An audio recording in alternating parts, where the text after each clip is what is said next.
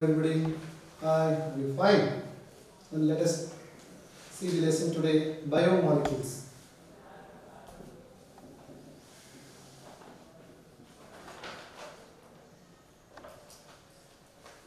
What are they called as the biomolecules? The organic molecules are present in a living beings are called biomolecules. All organic molecules which are present in a living beings, both plant and animals, they are called biomolecules. For example, carbohydrate, vitamins, nucleic acids, hormones, those are come under this category. Today, let us discuss about the carbohydrate.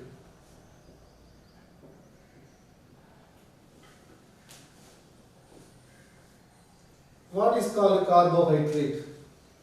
The compound which are having the carbon and hydrogen, they are known as a hydrocarbon. The compound which are having carbon and hydrogen, they are called a hydrocarbon. When the compound which are having carbon, hydrogen and oxygen, they are called as a carbohydrate. They are called as a carbohydrate.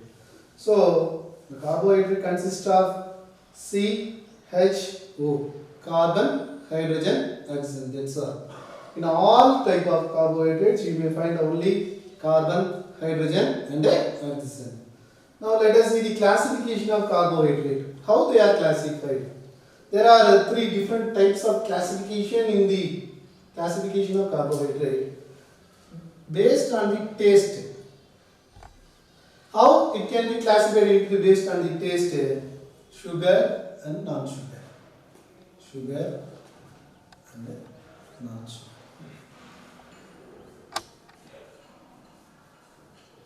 There are few carbohydrates, sugar in taste. There are some sugar, non-sugar. Then the second category is based on the reducing nature, reducing tendency. They are reducing carbohydrate or non-reducing carbohydrate. Reducing, non-reducing. How we can find the reducing and non-reducing sugar in it? Reducing, if the carbonyl compound present in a carbohydrate is free, they are all come under the reducing carbohydrate. For example, all type of monosaccharides come under the reducing.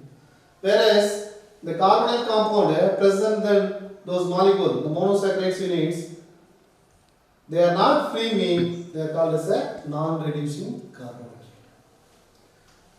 Then another method of classification of carbohydrate is hydrolysis. This is the main method of classification. Hydrolysis. Based on the hydrolysis, we can classify the carbohydrate. When it is giving monosaccharides,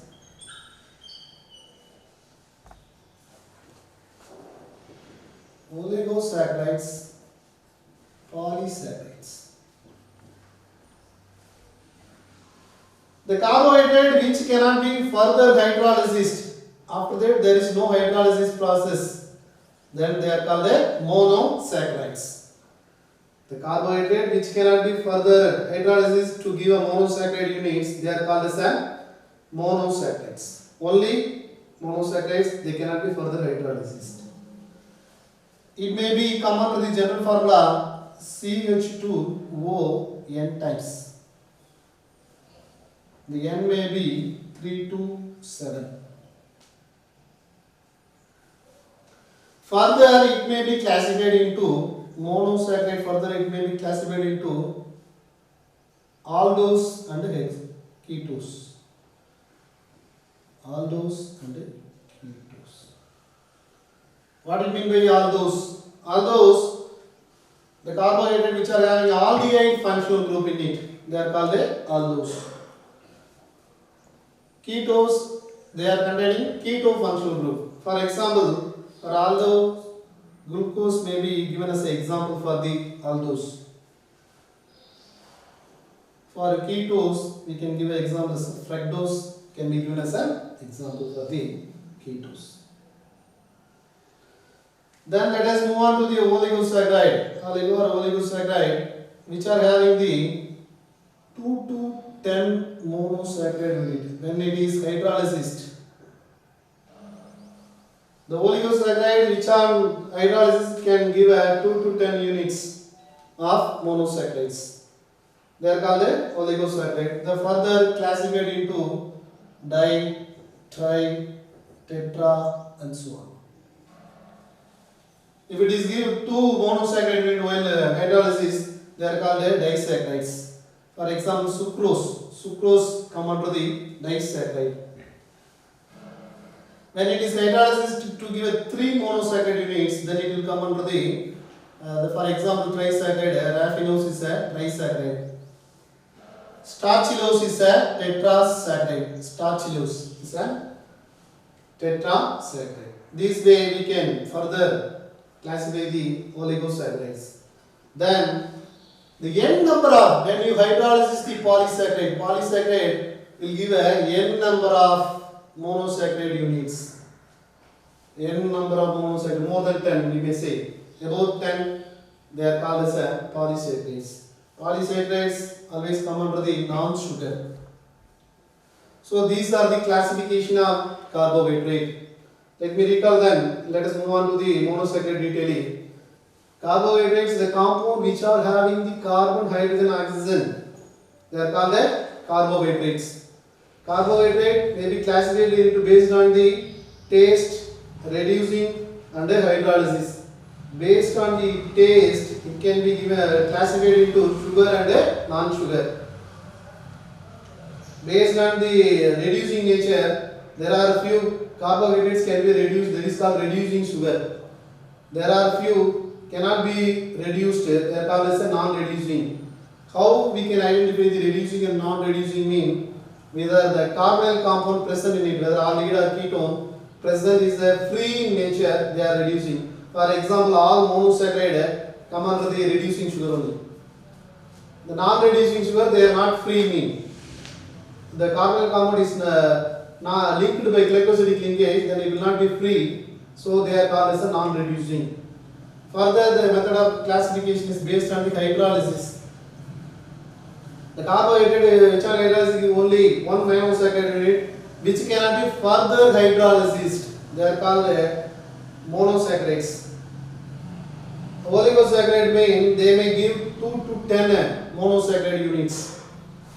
Polysaccharide more than 10. N number of monosaccharide units will be given by the polysaccharide. These are the classification of carbohydrates. Then let us see detail about the monosaccharides. Monosaccharides, the simplest monosaccharides is aldose and ketose. Simplest aldose, glyceraldehyde.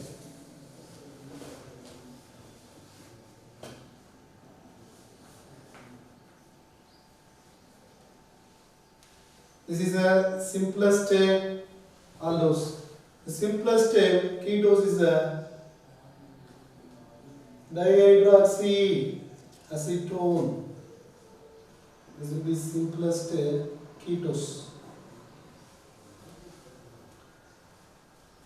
Here a D and L representation. Need not be confused with D and L. These are optical isomer. This is not. These two are not same. D and L just meaning that H is at a left side to the OH group. This is D representation. The same way H is at a right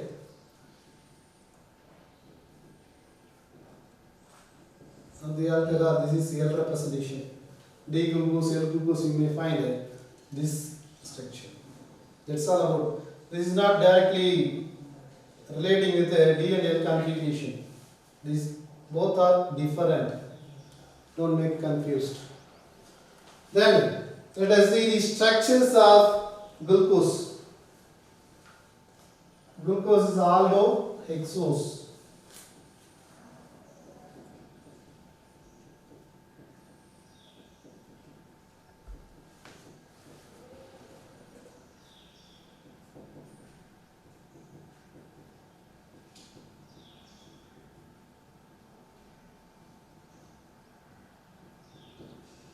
This is an open chain structure of glucose. There are 4 chiral carbon in it. This are the question may be asked. How many chiral carbon in the glucose? And how many isomer possible for glucose mean? The formula is 2 power n. N is number of chiral carbon. When you substitute the n value here, 2 power n, that will be the number of isomer for the glucose. Okay, till this is very easy representation. What is the problem is that the cyclic structure. Why they move on to the cyclic structure mean the aldehyde group it will not showing the properly all the test for aldehyde. Glucose is not showing properly all the test for aldehyde. Then they are analyzing what is happening there. It is exists in a cyclic form. Cyclic structure of glucose will be like this.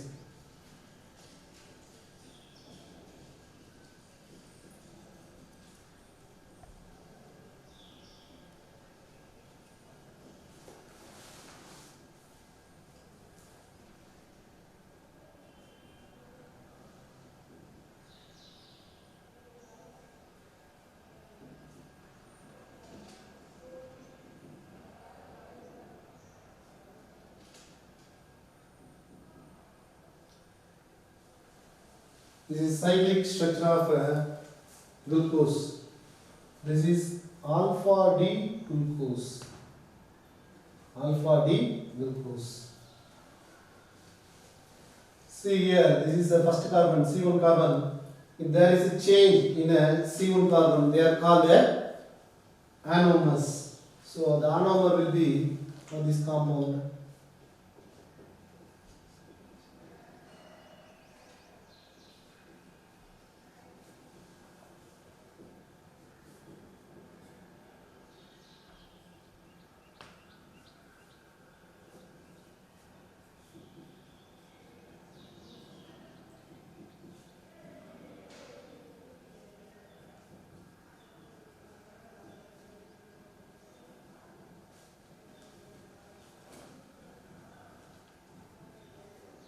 This is beta D glucose.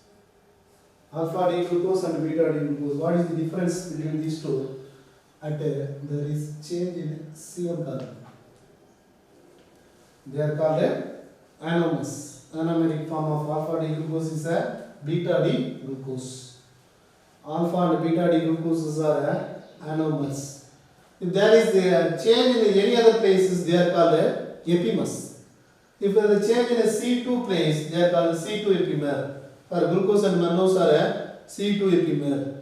Then C3 epimer, C4 epimer, like this, move on like this. But there is a change in a first carbon, they are called anomer, anomeric carbon. There is a equilibrium between these two. Alpha D glucose and a equilibrium mixture. And there is an equilibrium between the equilibrium mixture and the beta D glucose. Simple one. 52.5. 19.2. Specific rotations of the alpha D glucose. Simple one. The equilibrium mixture contains specific rotation 52.5. There's a beta D glucose contain specific rotation 19.2. The spontaneous change in specific rotation of the anomeric forms, they are called as a mutarotation. They are called as a mutarotation. Mutarotation. Anomer, then mutarotation. What is called anomer? They only differ in the C1 carbon. They are called anomer. In the spontaneous change of specific rotation of anomeric compounds, they are called as a mutarotation. Here, alpha is equilibrium with the equilibrium mixture and equilibrium mixture is equilibrium with the beta D glucose. These are the specific rotation values. The change is, it may be occur spontaneously This spontaneous change is called a muta rotation. They may ask what is the muta rotation. They may question may be asked what is the specific rotation of alpha D glucose or the specific rotation of beta D glucose. What is the specific rotation of the equilibrium mixture? All are in positive plus. So this is called a meta rotation. Then what are the other question may be asked? Epimers they may ask. Epimer is nothing but not C only the change in C1 they are called as anomer. In any other carbon there is changes they are called epimers. Okay. This is a cyclic structure of glucose. Then let us move on to the Haworth projection. They are called cyclic form or a Fischer projection of glucose. Based on this we can write the Haworth projection. Glucose resemble with a pyron.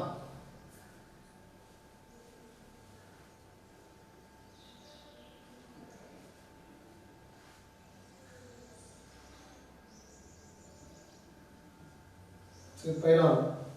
So we are calling the glucose is a pyranose.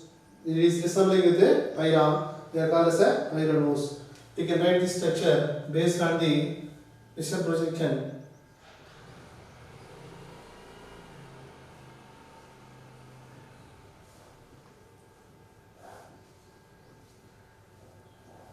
Alpha D glucose. See alpha D glucose, the Fischer projection, you see that this is the first carbon here. What are they having in the first carbon? O connection, then H, OH. After this, H, OH. Then OH, H. The final carbon, CH2OH, HOH.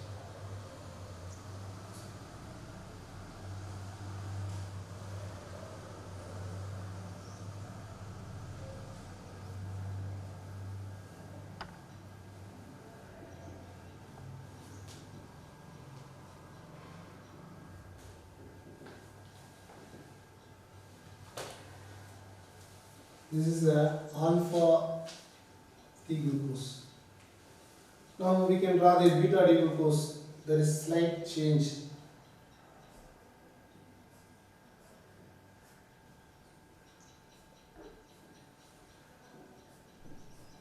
Only change is here in the C1 carbon. This is C1 carbon. There is a slight change in C1 carbon. OH above, H below. Nothing other. We have to write like this, same way.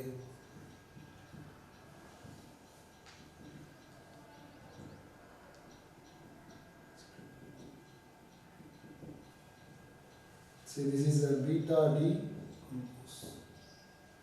Alpha D, beta D. What is the difference here in the C1 carbon? Repeating all the same.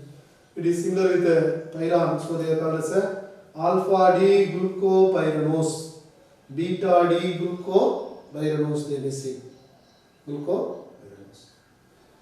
The same way we can draw for the fructose. Let us see how we are going to draw the fructose. Ketohexose.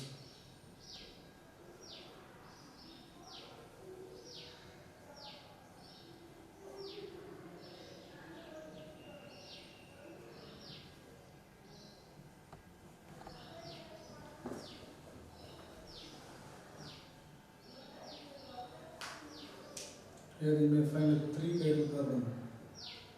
So 2 power 3 possible isomer.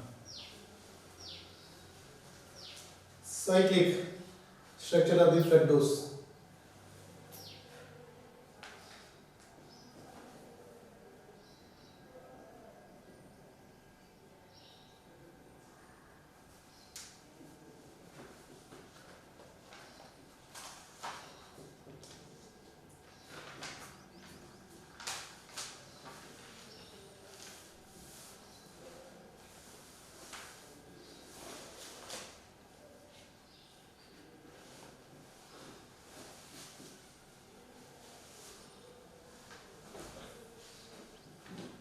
This is cyclic structure of this is open chain fructose or cyclic structure of fructose.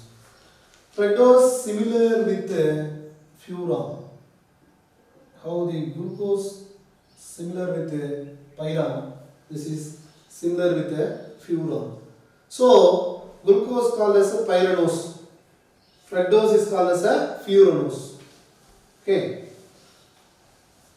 This is a alpha D. Then we can draw the cyclic structure of beta D fructose. Same.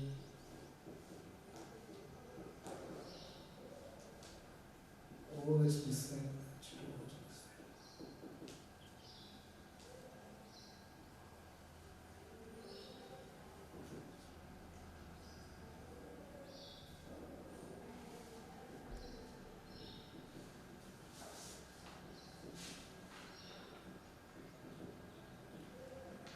Beta D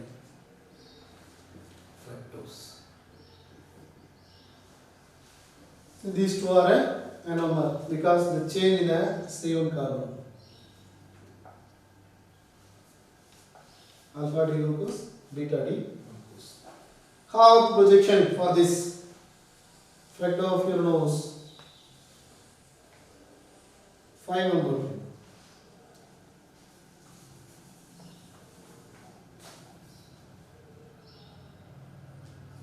See, this is C1 carbon. The C1 carbon CH2 OH then OH H OH finally CH2OH. This is alpha D fructose. Alpha D fructose. Same way, we can draw the beta D fructose.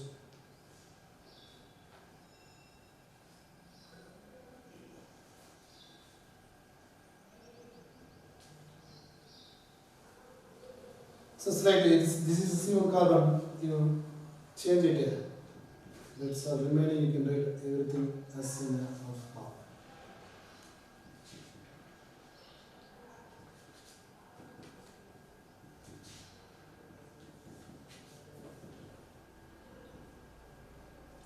Beta D fructose. Both are anonymous. This is open chain structure of fructose, cyclic structure of fructose, Haworth projection of fructose. In the disaccharide, let us see whether fructose can give a test for a CHIPS test or a Pellic test. Only contains, we may orally, if we see, there is only carbonyl compound. There is keto group is there. Keto group will not give a dose test for aldehyd test. But there is a doubt whether fructose is given or not. This question may be asked. Sure, fructose also can give a dose test. Why? Because there is an equilibrium exists between glucose and fructose when it is treated with NaOH. This may be given by the Labrie D. Vaughan Eckenstein rearrangement, or simply we can see is a C1 C2 enolization. For example, we can see the reaction.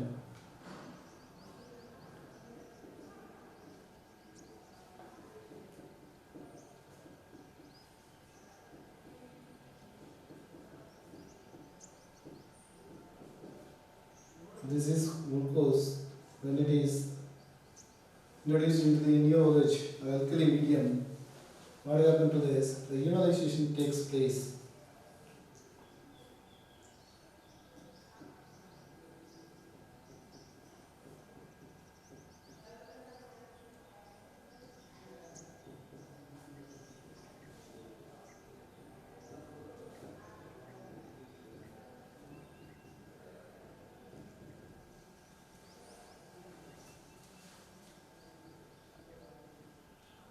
Again, the rearrangement takes place.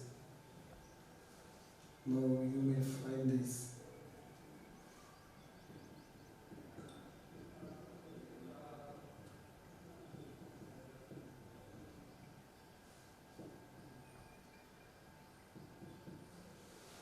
Further, there is equilibrium exists.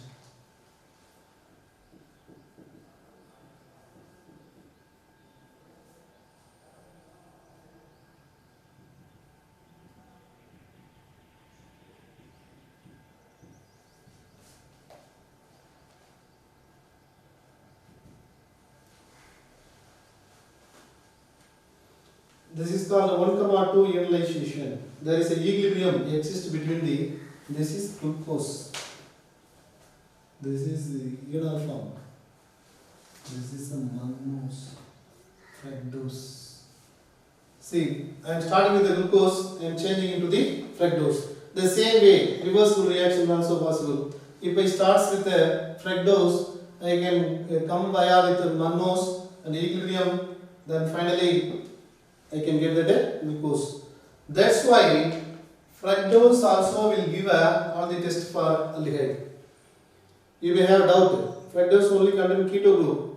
How it can give all the test for aldehyde? This is due to the when all the characteristic test for aldehyde, you may use the base. Most probably NaOH. In the presence of NaOH, this will be taken place. So 1,2 ionization. This is called 1,2 ionization. C1C2 carbon that is ionization takes place. That's why the fructose also can give those tests. Then the osazole test. Osazole test. Osazole is a very familiar test for the aldehydes. So what is the special in this? Here extraordinary 1 mole of phenyl is treated with the glucose.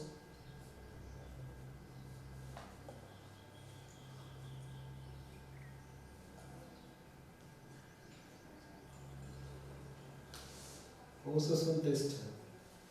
When it is treated with the phenyl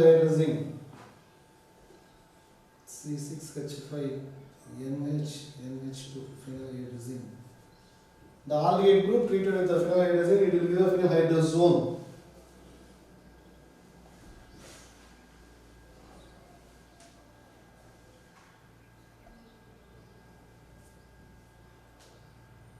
This is phenylhydrazine.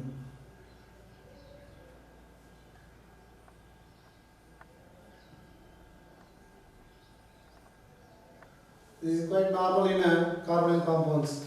But whereas glucose, still more treated with phenyl. It will give a compound that is called osazone.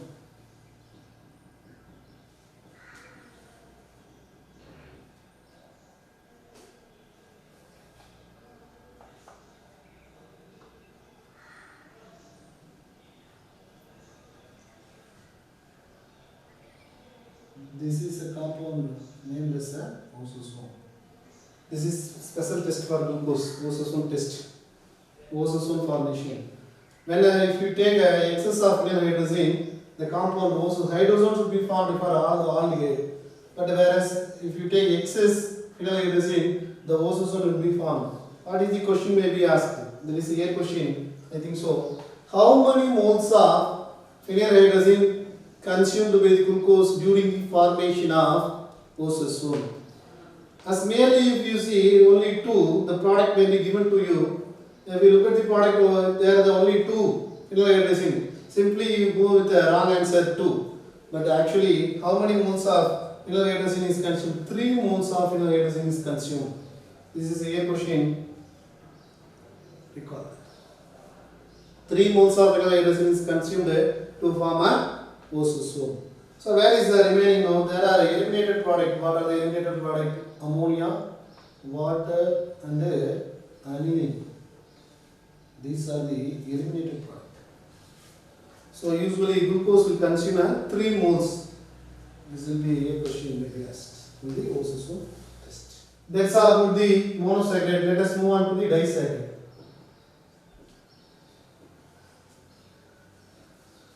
The examples of disaccharide, what are the examples? Sucrose, maltose,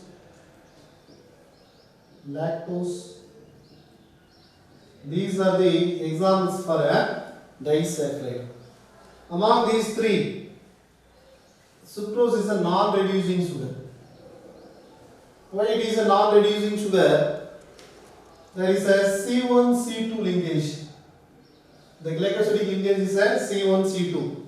That means in sucrose, alpha D glucose is linked with the second carbon of beta D fructose. So the glycosidic linkage C1C2, both carbonyl group in those glucose and fructose are bonded. There is no free carbonyl compound in that. That's why it can be further reduced. So they are called as a non-reducing sugar.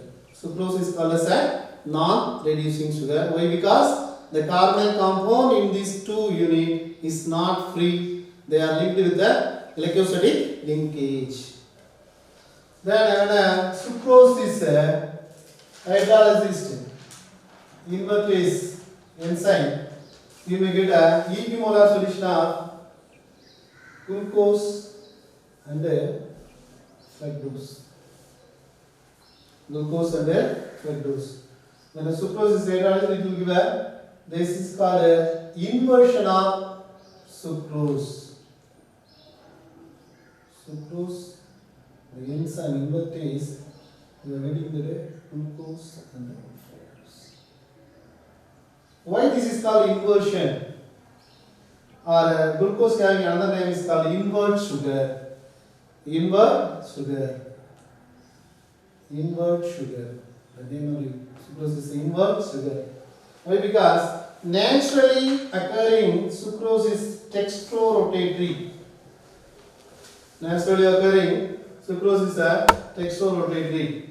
Upon the hydrolysis, presence of the enzyme invertase, you may get a glucose and fructose. This is a levorotatory. The product, the mixture, it will give a levorotatory. So plus is given to minus.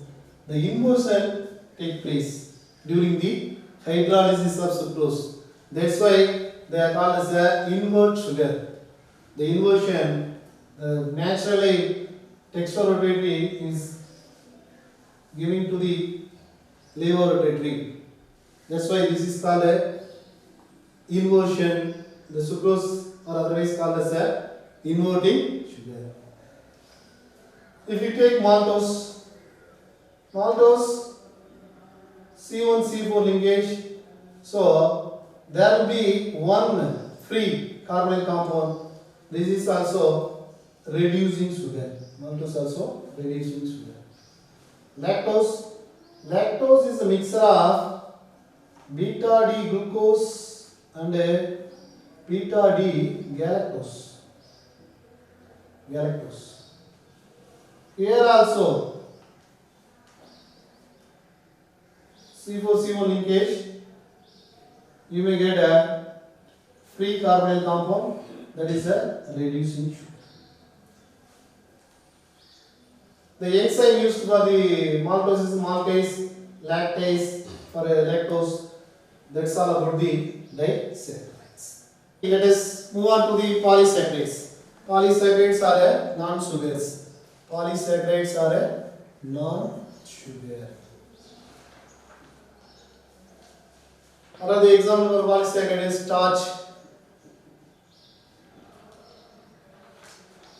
cellulose, and glycogen. If we take starch,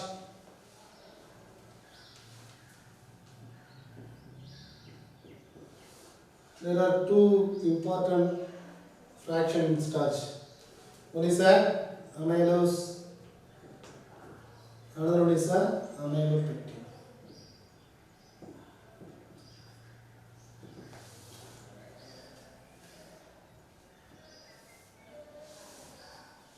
(200 to 1,000) glucose units are there. Linear, soluble in water. Amylose. Here amylopectin only 20 to 35 range. It is highly branched. So insoluble. Amylose and amylopectin. The linkage is in the amylose C1 to C4. Here C1 to C6 linkage. So that's all about the amylose and amylopectin. These are the main fraction of starch. Then cellulose. The important constituent of cell wall is called cellulose. Cellulose all are, when you hydrolyze cellulose, you may get a D-glucose only. Highly branched, more than starch is. Final, the polysaccharide is glycogen. Glycogen is called animal starch. This is called animal starch or reserve sugar, reserve food. While we fast or without food, we are existing for a few more days, the glycogen inside our body will dissociated to give energy. So this is called reserve food. Glycogen is called reserve food. That's all about the polysaccharides. So monosaccharides, disaccharides, polysaccharides. In monosaccharides, we need to go with the detail about the glucose and fructose, all those structures and structural elucidation. Those we need to concentrate. There will be a question be asked. Then during the PO of disaccharides, sucrose, maltose, lactose. Among them, sucrose is very important. That is non-reducing sugar. What is the inversion? What it mean invert sugar? The maltose, lactose. In all those disaccharide or polysaccharide, you need to consist with the linkage. How the glycosidic linkage C1, C6 or C4, C1 like this.